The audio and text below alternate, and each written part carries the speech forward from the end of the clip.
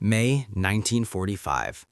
The air in Hamburg hangs heavy with the acrid scent of charred timber and damp rubble, the Elbe River carrying a faint chill as spring struggles to reclaim the shattered port city.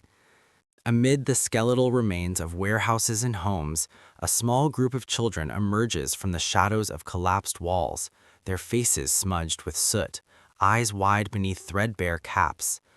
An American Jeep rumbles slowly down a cleared street, its engine a low growl against the silence. From the vehicle, a soldier extends a hand, unwrapping a silver foil bar that gleams in the pale sunlight. A Hershey bar, its rich cocoa aroma drifting like a forgotten promise. This moment, captured in the fragile dawn of peace, marked the beginning of a profound shift in a nation emerging from the abyss. Hamburg, once a thriving Hanseatic jewel, had endured the fury of Allied bombing campaigns, most devastatingly Operation Gomorrah in July 1943, when firestorms consumed entire districts, claiming over 40,000 lives and reducing vast swaths to ash. By the war's end in May 1945, British forces entered the city on May 3rd, with American troops soon supporting occupation efforts in the region. Germany lay prostrate, its cities in ruins, its people facing starvation amid widespread destruction. Rationing had stripped civilians of even basic sustenance. Sugar, a luxury long vanished, became a distant memory under the Nazi regime's wartime controls. For the children of Hamburg and across defeated Germany, the arrival of Allied occupiers brought an unexpected contrast to the propaganda they had absorbed. Nazi indoctrination through the Hitler Youth had painted the Americans as brutal invaders, gangsters from a decadent land intent on destruction and subjugation. Many youngsters, raised on tales of Aryan superiority and endless victory, expected harsh retribution, perhaps even violence, as the Reich crumbled. Instead, they encountered soldiers who, amid the chaos of demobilization and rebuilding, reached into their pockets or ration packs to offer small tokens of kindness.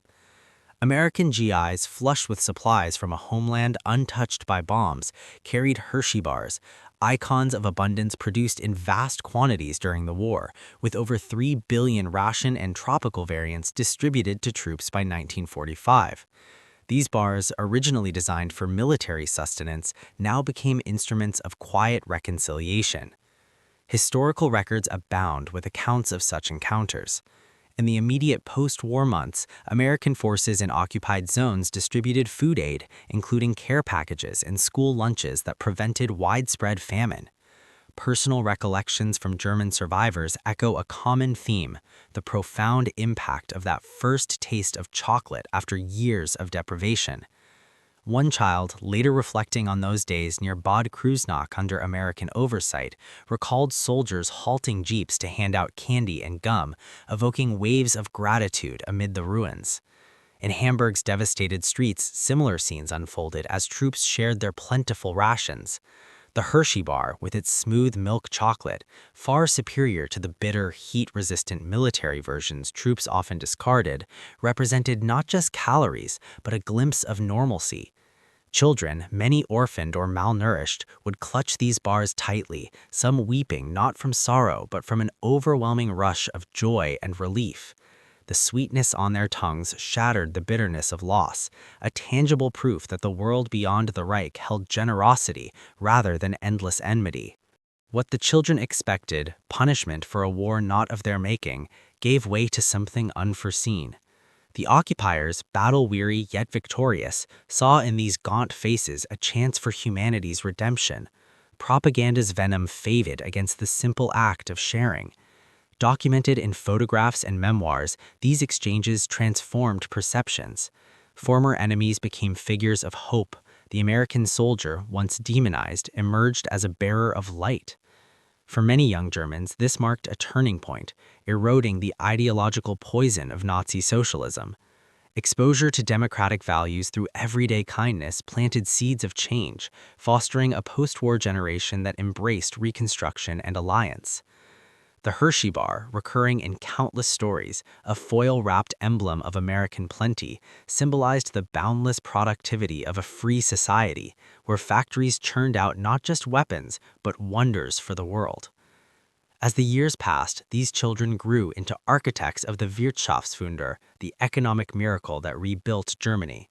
The tears of joy shed in Hamburg's rubble foreshadowed a deeper truth.